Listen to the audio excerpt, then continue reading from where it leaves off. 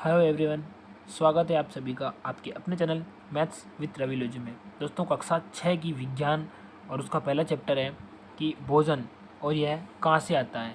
आपको पता होना चाहिए कि भोजन आखिर कहाँ से आ रहा है, बन कैसे रहा है और उसके भोजन के घटक क्या क्या हैं, उसके लिए आवश्यक कच्चा माल क्या है। तो इसके जो भी डिटेल होगी इस भोजन के बारे में मैं आपको अच्छे से समझाऊँगा।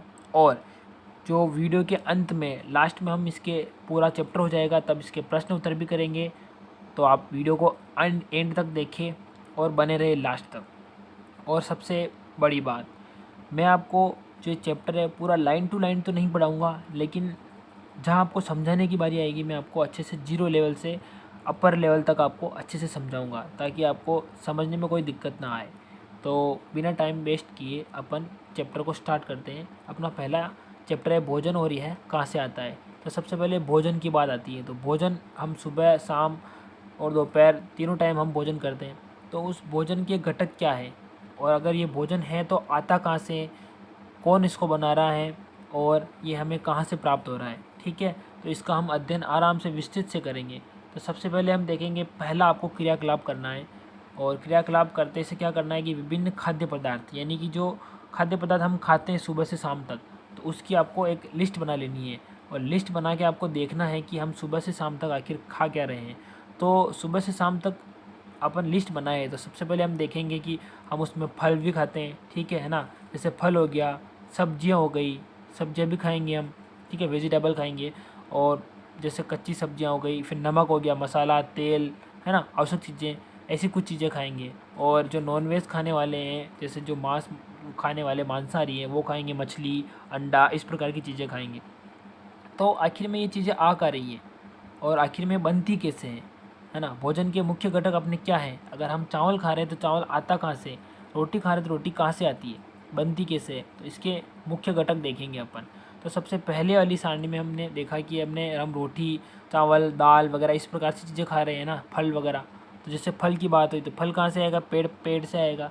अब रोटी खाई तो यानी रोटी को चपाती भी बोलते हैं। चपाती खाई तो वो किससे बनी, आटे से बनी, है ना। और आटे में क्या क्या था, पानी था। तो पानी तो अपने को पता है, पानी तो अपने सीधा सा अपने घर पे आता ही है। लेकिन आटा बना कैसे, तो आटा बना गेहूँ से। तो गेहूँ कहाँ से आया, गेहूँ आया गेहूँ के पौधे से, है ना। और दाल भी खाई, दाल कहाँ से आई, जिसमें दाल कच्ची दाल थी, पानी था उसमें, नमक, तेल, नमक, मसाले, है ना, इस प्रकार की चीज़ें थी। तो ये उसके घटक हो गए। इसमें कच्ची सामग्री कौन कौन सी है जो आपको इस सामग्री में आपको इसमें बता रही, जो आपको देख लेनी है। अब दूसरी सबसे बड़ी सोचने वाली चीज़ ये आती है कि ये सब चीज़ें तो कच्चा माल हो गया इसका, तो ये चीज़ें कच्चा माल आखिर में कहाँ से आती है। तो आपको दूसरा क्रियाकलाप यानी कि एक प्रयोग करना है कि सुबह से शाम तक आपके दोस्त और आप क्या खाते हैं और वो चीज़ कहाँ से आती है, वो आपको बना लेना है, एक टेबल बना लेनी है। तो उस टेबल को हम देखेंगे और उस टेबल का अध्ययन करेंगे।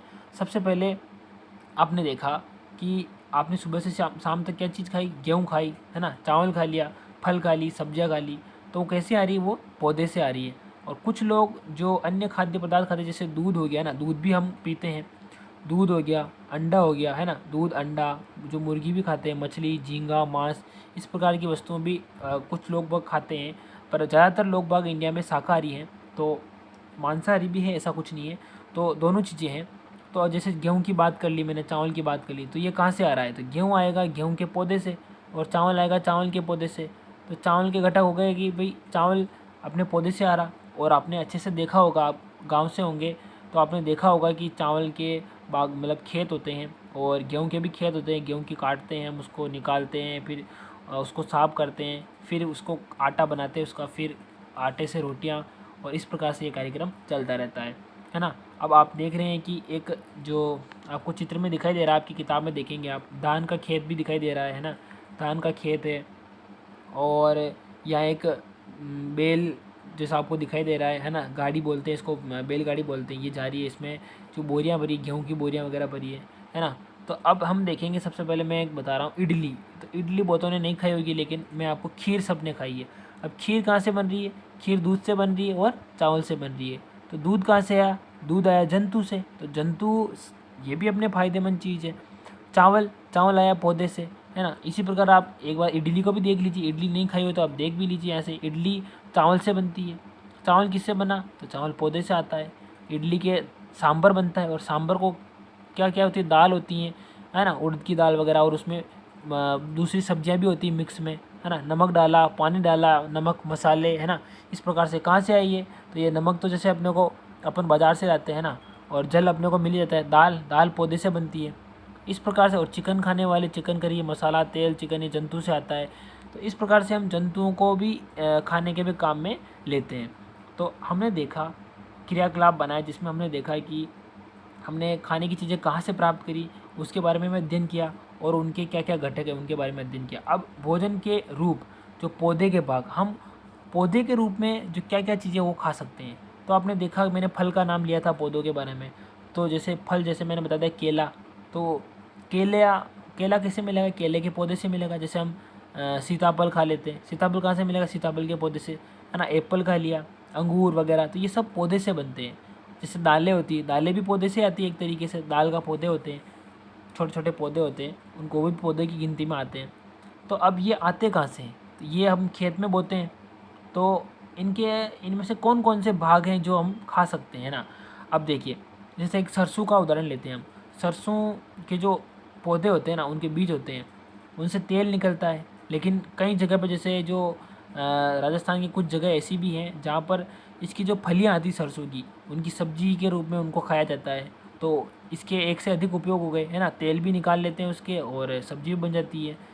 तो इस प्रकार से आप देख रहे हैं कि इन चीज़ों का दो दो तीन तीन उपयोग हो रहा है इन चीज़ों का। तो हम एक जैसे सारणी बनाकर लिख सकते हैं कि ये चीज़ें कहाँ कहाँ से आती है और क्या क्या यूज़ है। हम चना भी खाते हैं, जैसे आप चित्र में देख पा रहे हैं ना, चना, ये चना इस प्रकार से, चना को हमने पानी में भिगोया तो इस प्रकार से अंकुरित हो गया। अंकुरित चने खाते हैं। अंकुरित चने कहाँ से आएंगे, चने के पौधे से आएंगे, है ना। और चने के पौधे को हम खेत से बोते हैं। ये इसमें प्रोटीन की मात्रा काफ़ी अच्छी और ज़्यादा होती है, तो ये हमें खानी चाहिए। ठीक है, अब हम आगे बढ़ते हैं। और अंकुरित चने की बात हो गई, है ना, मूंग की बात हो गई, तो मूंग भी अंकुरित होते हैं। और हम जो जंतु के रूप में, या जो मधुमक्खियाँ होती है, तो उसका शहद भी खाते हैं। तो शहद हमें मधुमक्खियों से प्राप्त हो रहा है, तो मधुमक्खियाँ भी अपने काम की चीज़ है ना। तो इस प्रकार से हम बहुत सारी चीज़ों पर एक तरीके से निर्भर कर रहे हैं कि हम एक से ज़्यादा चीज़ खाते हैं और उन चीज़ों पर निर्भर करते हैं। अब बात आती है, हम जंतु से दूध भी पीते हैं ना, तो दूध जंतु से मिल रहा है। जंतु मतलब जैसे बिल्ली हो, ये अपना भैंस हो गई, बकरी हो गई। अब बिल्ली, कुत्ता, ये भी दूध पीते हैं। ये इनके जो परिवार वाले होते हैं, यानी कि बिल्ली का बच्चा बिल्ली से दूध पिएगा, कुत्ता कुतिया से दूध पिएगा। तो यानी कि मेरे कहने का मतलब ये है कि दूध का उपयोग करें, तो दूध कहाँ से आ रहा है, दूध पालतू पशुओं से आ रहा है ना। जैसे बहुत सारे पशु तो हमने पाल रखे, जिसमें भैंस, बकरी हो गई, है ना, गाय हो जाती है। इन पक्षियों से, इन जानवरों से हमें मिल जाता है। लेकिन बहुत सारे पक्षियों को भी खाते हैं, जैसे मछली का बताया मैंने, है ना, कबूतर, छिपकली, इस प्रकार की चीज़ें भी खाते हैं। तो वो मांसाहारी जीव हो गए। जो इन प्रकार की चीज़ें खाएंगे, जानवरों को खाते हैं, उनको मांसाहारी जीव कहते हैं। और शाकाहारी किसको बोलते हैं, जो साग सब्जियां खाते हैं। अब शाकाहारी और मांसाहारी में हम अध्ययन करते हैं इनके बारे में। शाकाहारी जीव वो होंगे जो सब्जियां वगैरह, फल सब्जियां, इस प्रकार की, दूध वगैरह, इस प्रकार की चीज़ें खाते हैं। और मांसाहारी उनको कहेंगे जो मांस वगैरह खाते हैं, मछली और कच्चा मांस वगैरह, है ना, इस और दूसरे जीवों को खाते हैं, तो वो हो गए मांसाहारी। ठीक है, इस प्रकार से शाकाहारी और मांसाहारी के बारे में आपने अच्छे से बता दिया मैंने। अब हमने इसके बारे में पूरे चैप्टर में किन किन चीज़ों के बारे में अध्ययन किया, वो मैं बता देता हूँ आपको। सबसे पहले मैं भारत के विभिन्न प्रदेशों में जो खाते हैं उन चीज़ों के बारे में हमने बताया है। जैसे अलग अलग, जैसे राजस्थान में क्या फेमस है, राजस्थान में दाल बाटी फेमस है। ठीक है, तो गुजरात में क्या, थोड़ा मीठा खाना खाते हैं उधर। इस प्रकार साउथ में क्या, साउथ में अलग चावल, इस प्रकार की चीज़ें ज़्यादा खाई जाती हैं। अब हमारे भोजन के मुख्य स्रोत पौधे और जंतु। तो मुख्य स्रोत क्या है, हम पौधों पर भी निर्भर करते हैं और जंतु पर भी। जंतु पर यानी कि दूध वगैरह, दूध से हम खीर बनाते हैं, खीर, पनीर, छाछ, दही, इस प्रकार की चीज़ें बनती, घी। और पौधे पर भी निर्भर, कैसे, पौधे से हम फल, है ना, और जैसे सब्जियां हो गई, ये पौधों से मिलती है। अब जो जंतु केवल पादप खाते हैं तो उनको क्या कहेंगे, शाकाहारी कहेंगे। और जो जंतु केवल दूसरे जंतु को खाते हैं तो उनको मांसाहारी कहा जाएगा, मांसाहारी जीव है। और जो जंतु पादप और दूसरे प्राणी दोनों को ही खाते हैं उनको सर्वाहारी कहते हैं, यानी कि सभी चीज़ें खाते हैं वो। ठीक है, तो इस प्रकार से मैंने आपको बताया है कि कौन कौन से किस प्रकार के जीव पाए जाते हैं। अब सबसे पहला सवाल आपका पहले में कहा कि क्या सभी जीवों को एक ही किस्म के भोजन की आवश्यकता होती है? बिल्कुल नहीं, क्योंकि हर जीव अलग अलग प्रकार का होता है। कोई पौधे खा रहा है, कोई मांस खा रहा है, कोई दूसरे जीवों को खा रहा है ना, कोई दोनों चीज़ों को खा रहा है। तो इनको हम अलग अलग चीज़ भोजन की आवश्यकता के अनुसार अलग अलग रूपों में बांटा जाता है। दूसरा है 5 पौधों के नाम लिखिए और बताइए कौन सा भाग उनके खाने का उपयोग है ना। जैसे केले का लिख लेना आप, है ना, फिर लिख लेना आप सरसों का लिख लेना, मक्की का लिख लेना, है ना। मक्की के जो मक्खियाँ होता है वो अपन खाते हैं, और उसके जो पौधा होता है उसको वो जानवरों के खाने के रूप में काम में लेते हैं। इस प्रकार से आपको ये कर लेना है। नेक्स्ट कहा गया अपने से एक सारणी दे रखी है और सारणी को अपने को भरना है, और मैं आपको भर के बताऊंगा किस प्रकार से भरना है। जैसे दूध दही, है ना, दूध दही पनीर घी, ये सब कहाँ से मिल रहा है अपने को? ये अपने को मिल रहा है, ये सभी जंतु उत्पाद है, यानी कि सब जंतुओं से मिलता है अपने।